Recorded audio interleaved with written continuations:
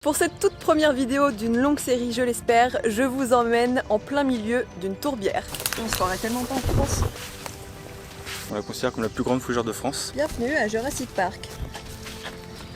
Je suis vraiment coincée. Ce sont des plantes carnivores. On devine la zone qui est ouverte. Me fais pas rire.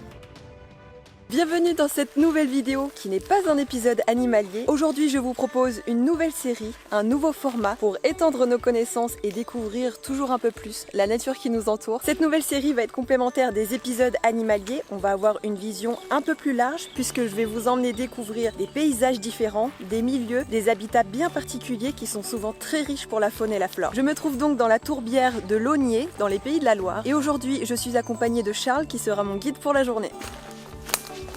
Alors c'est très compliqué de marcher dans une tourbière, donc je crois que ça va être très difficile de rester debout sur mes deux jambes toute la journée.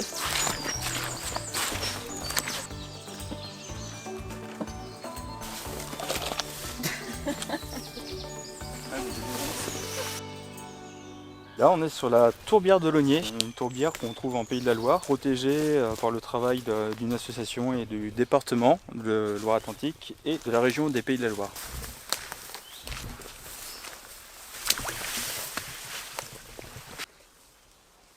Est-ce que tu peux nous dire ce que c'est une tourbière? Une tourbière, ça va être une accumulation de matière végétale qui ne va pas se décomposer du fait qu'on soit sur un sol qui est complètement gorgé d'eau, une eau qui est acide, qui n'a pas d'oxygène à l'intérieur, très peu. Les micro-organismes qui normalement décomposent la matière sont très peu présents ici. Donc on a cette accumulation de matière végétale de l'ordre de 1 mm par an, c'est très pauvre, et de 1 mm par an qui va former la tourbière au fur et à mesure du temps.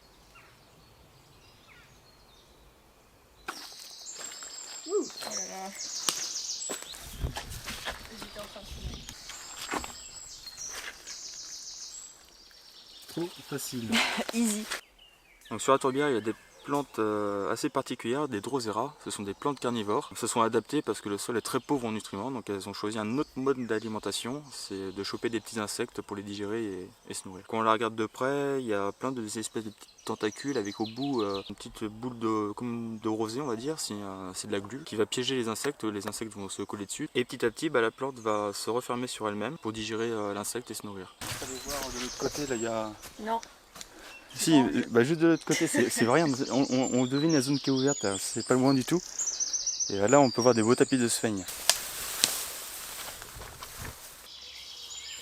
Une plante qui est très importante sur les tourbières, sur la tourbière de Launier, là c'est les sphènes, il y a plusieurs espèces, c'est des espèces de mousse et c'est ça qui va former la tourbe, qui va s'accumuler petit à petit au fur et à mesure du temps et qui va donner ce caractère d'éponge à la tourbière, qui va servir à emmagasiner de l'eau et surtout la filtrer au cours du temps.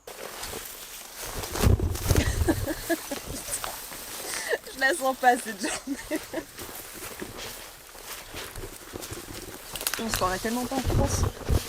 Non, ouais, mais ça c'est le côté que tous les gens qui viennent en sortie me disent après, c'est mince, on a ça juste à côté de chez nous, on s'en rend pas compte. Voilà le plan d'eau de la tourbière, le grand plan d'eau qui a été complètement creusé pour extraire la tourbe à partir des années 70. Maintenant c'est fini. On a perdu pas mal de tourbières forcément sur 9 hectares, mais maintenant voilà, le plan d'eau est là. Maintenant c'est un formidable terrain de jeu pour la loutre d'Europe qui circule, se nourrit, habite ici. C'est la forêt amazonienne. Ouais, ça détonne hein. Je suis vraiment coincée. Elle va s'en tirer hein, normalement. Ah là, Ça y est? je suis mouillée. Allez, je suis baptisée pour la journée.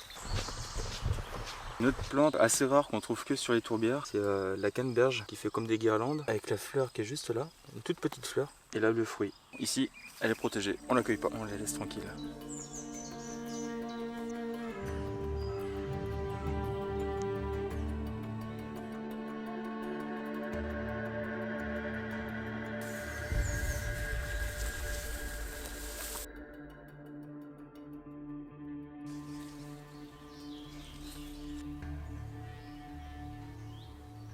Une autre plante typique des milieux tourbeux, l'osmonde royale, c'est une fougère, donc on la considère comme la plus grande fougère de France. Très très grande. Elle est très très grande, ouais. Elles peuvent être encore plus grandes, hein, faire jusqu'à 2 mètres de haut facilement.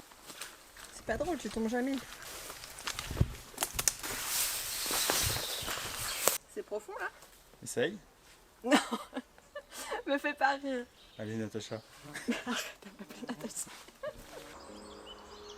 Pourquoi on dit que les tourbières ont un rôle hyper important? Elles ont un rôle hyper important, mais ça, c'est pas que les tourbières, c'est toutes les zones humides en général. Ça va servir un petit peu déjà de réservoir de biodiversité. Il y a plein d'espèces qu'on va trouver sur les tourbières qu'on ne trouvera pas ailleurs. On se doit aussi de les maintenir en place, de les préserver. D'une part, pour qu'elles se maintiennent sur place et puis qu'elles aient leur rôle à jouer aussi dans la nature. Mais aussi, par rapport à l'eau, ça va servir d'une espèce de grosse éponge. Elles vont être capables de capter un maximum d'eau en hiver pour la restituer petit à petit en période estivale. Il y a quelque chose qu'on peut faire nous à notre échelle pour préserver les tourbières? Déjà apprendre à les connaître pour mieux les aimer et puis mieux pouvoir les protéger. Soutenir, on va dire, la cause des structures qui peuvent travailler dans l'environnement. Plus on sera nombreux, plus on sera force de proposition et plus on se fera entendre. Et puis après, regarder les vidéos de Marie. Parfait, pour conclure.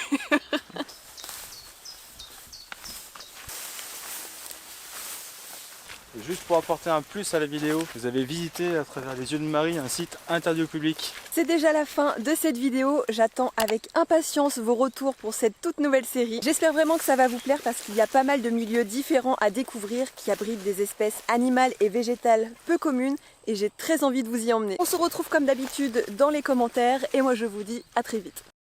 C'est une fin de tournage. C'est une fin de tournage? Oui, le calvaire est fini. Et attends, t'as encore le retour toi. Un petit mot pour mes futurs intervenants. Prenez votre temps. Non, allez-y les yeux fermés, c'est cool. Et si ça peut faire parler un petit peu de ce qui nous entoure sur la nature, faut y aller les yeux fermés quoi.